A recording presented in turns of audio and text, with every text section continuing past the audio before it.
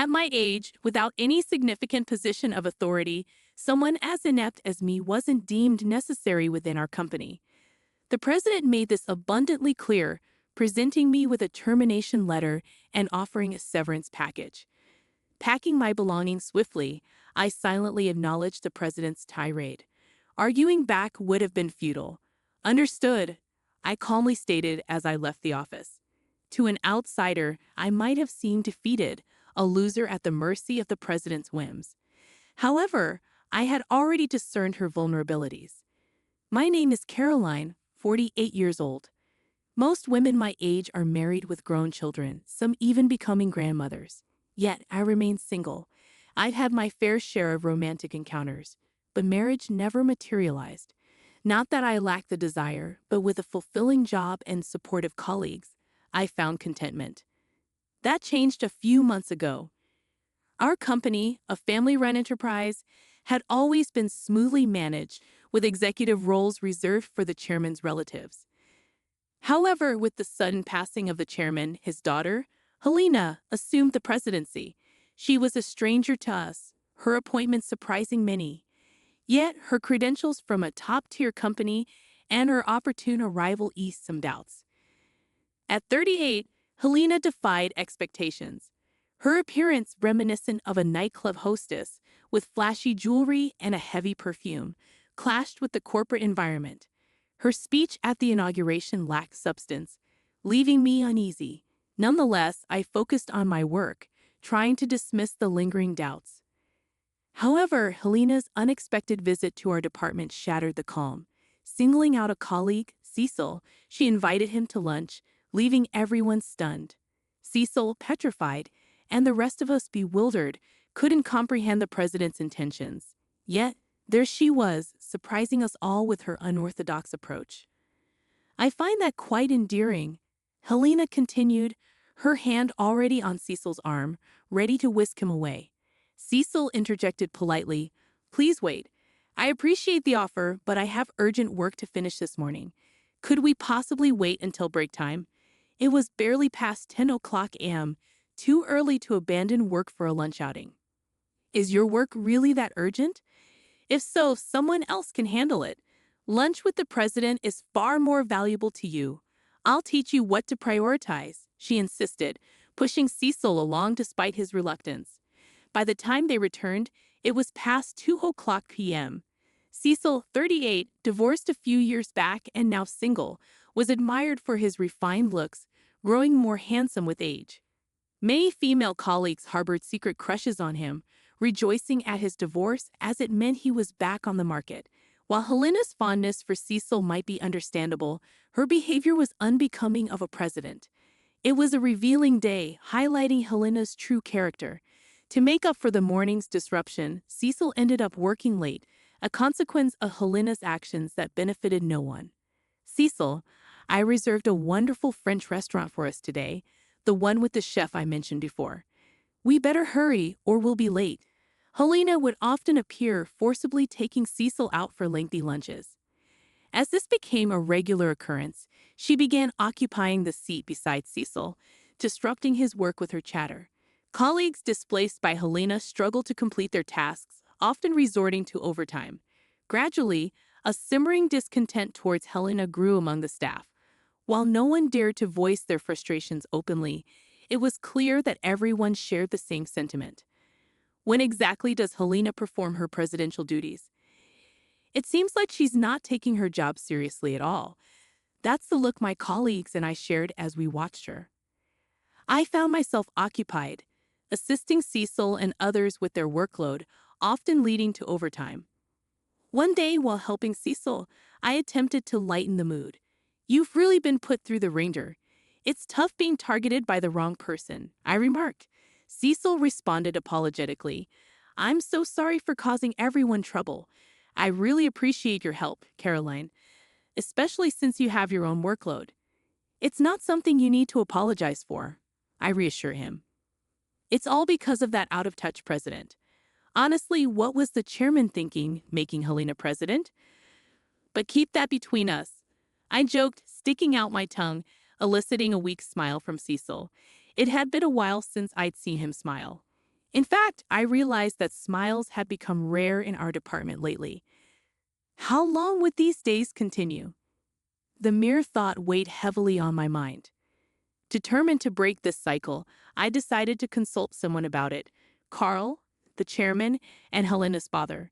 When I first joined the company, Carl was the executive vice president, and we occasionally chatted. Now, as chairman, our interactions had ceased, but I boldly went to see him and frankly discussed Helena's problematic behavior. Knowing it might be impertinent, I hoped he would understand the employee's struggles. However, Carl's response was dismissive. "I'm not here to listen to such complaints. You are to follow President Helena's lead, work for the company, and earn your salary. That's all. It's simple," he declared before sending me away. It was then I realized that Carl, who had appointed Helena as president, was just another fool. Disappointed and furious, I felt a surge of anger. The next day, Helena came again to invite Cecil to lunch, but our department was bustling with a crucial project deadline. Amidst the tense atmosphere, Helena's presence only fueled irritation, and some of my colleagues couldn't hide their annoyance. "I'm sorry," she said, perhaps sensing the tension she had caused. "I really can't leave my work today. Could you perhaps dine alone?" Cecil tried to decline politely. However, Helena insisted, "It's fine, someone else will cover for you. Hey, you there, take over Cecil's work." Unbelievably, Helena approached me and said that both Cecil and I were swamped with work and no one in the department had the capacity to take on additional tasks. "I'm sorry, but that's not possible," I firmly replied. Helena widened her eyes in disbelief. "What did you just say?" she asked, her tone sharp. Despite momentarily faltering under Helena's stern gaze, I knew I had to speak up. "I said it's not possible. Cecil's tasks today are critical, and I also have a pile of my own work to complete. Taking on Cecil's responsibilities is simply out of the question. Every time you pull Cecil away, our department's progress stalls, affecting the company's performance significantly. As president, you must be aware of this. We're even getting complaints about poor responsiveness from clients, and we're losing credibility. If this continues, we'll be overtaken by our competitors." I continued, letting out my frustrations. There was no turning back now. "Do you even know who you're talking to? You know what happens when you speak against the president, right?" Helena's voice, so different from the sweet tone she used with Cecil, was filled with intimidation. "I'm speaking out of concern for the company. We're all striving to improve performance. I can't comply with actions that will hinder our success. We need Cecil at his desk right now," I asserted, carefully choosing my words, remembering she was still the president. "Is that all you have to say?" "I'm shocked to find such a lowly employee among us." Helena sneered, snatching my employee badge to read my name. "Caroline, huh? It figures you'd say such vulgar things. You're going to regret what you did today," she threatened before turning sweetly to Cecil. "Cecil, let's try again tomorrow. I'll book an Italian place." "My mood's been spoiled by this silly little scene," Helena declared with a fluttering wave as she left the department. Applause erupted around me. Colleagues praised me, saying how refreshing and cool I had been. But I didn't feel relieved. Helena's words weighed on me. I knew this wouldn't end without repercussions. "Caroline, are you okay?" Cecil asked, placing a comforting hand on my shoulder, looking at me with concern. "Are you okay, Caroline? I know you spoke for all of us, but now you're in the president's sights. I'm on your side, though. If anything happens, I'll be here to protect you." His strong reassurance slightly lightened my heart. I was grateful for such a supportive colleague. Though Helena's retaliation might start as soon as tomorrow, with these colleagues by my side, I felt ready to face it. However, Helena's actions were more straightforward than I expected. She showed up in our department the very next day to announce, "You, at your age, with no significant position, not proficient at work, just getting older and more on site. How dare you talk back to me? Someone who has remained a mere employee all these years is not needed in this company. Frankly, you're an eyesore. You're fired as of today. Pack your things and leave." I was astounded by the abrupt and harsh dismissal. "Fired?" I echoed in disbelief. Helena, with rough breath, pulled out a piece of paper. Yes, but it's not wrongful termination. Don't bother suing. Here's your termination letter, and we'll even pay severance pay. Now hurry up and leave, she ranted. That's too much, President. Caroline is our moral support, indispensable to this company. Cecil stepped up, fists clenched. Helena scoffed. Cecil, you're mistaken if you think it's good to side with such an incompetent woman. It seems you've been influenced by her because you've worked together for too long. How pitiful. She's a detriment to this company. It's only right she's fired. I stood silently, absorbing Helena's verbal abuse. Arguing with someone like her was futile. If you say my presence is detrimental to the company, then I must accept my dismissal. I replied calmly, quickly packing my belongings and leaving. Though I couldn't suppress my intense anger, I was determined not to let this end here. I had already identified Helena's weakness. The next day, I welcomed a refreshing morning. I had breakfast and cleaned my house. It should be about time, I thought. Glancing at the clock as it struck 10 a.m. right on cue, my phone rang. The company's number flashed on the screen. The caller was easy to guess. It must be Helena. Slowly, I answered. Caroline, oh thank goodness you picked up. Listen, about the firing yesterday, it was just a joke. I never imagined you'd take it seriously and actually not show up today. I'll overlook your tardiness, so please come to the office as usual. Helena spoke in the same controlling tone she used with Cecil. You're so honest, Caroline, to take such a joke seriously. Helena's voice quivered slightly. It wasn't a joke. I have the signed termination letter. Does the company sign such things as a joke? If so, that's a terribly irresponsible company. A president who flirts with male employees and publicly humiliates an employee is disgraceful. I want nothing more to do with such a company, I asserted. Helena was speechless at my words, so I pressed further. I know everything that happened this morning in the office and that you'd come crying to me for help. I had heard all about it from Cecil. Today was an especially important day for presenting our company's best product to a crucial client. Success would significantly boost our company, while failure would allow competitors to leapfrog us to industry leadership. It was such an important presentation, even Helena must have recognized this importance, as she attended the morning meeting to motivate everyone. She asked who was in charge of the presentation, but no one came forward, and the room fell silent. Of course, I was the presenter, I explained. When Helena realized this, she panicked but then asked if anyone else could handle the responsibility. But what Helena found in front of her were resignation letters from all employees.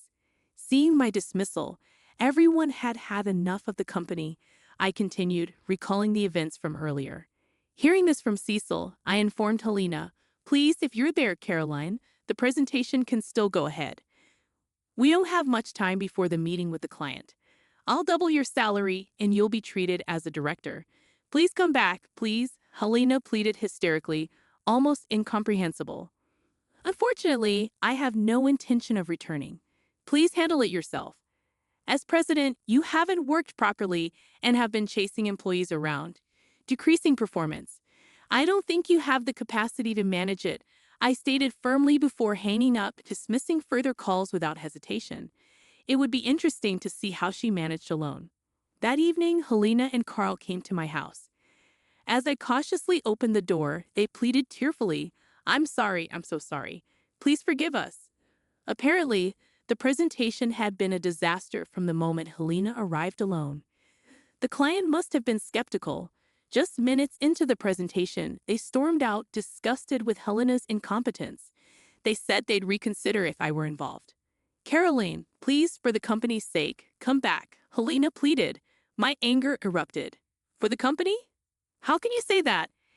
You've disrupted employees' work, fired me for speaking up, and caused everyone to turn against you due to your arrogance. This is the result of your actions.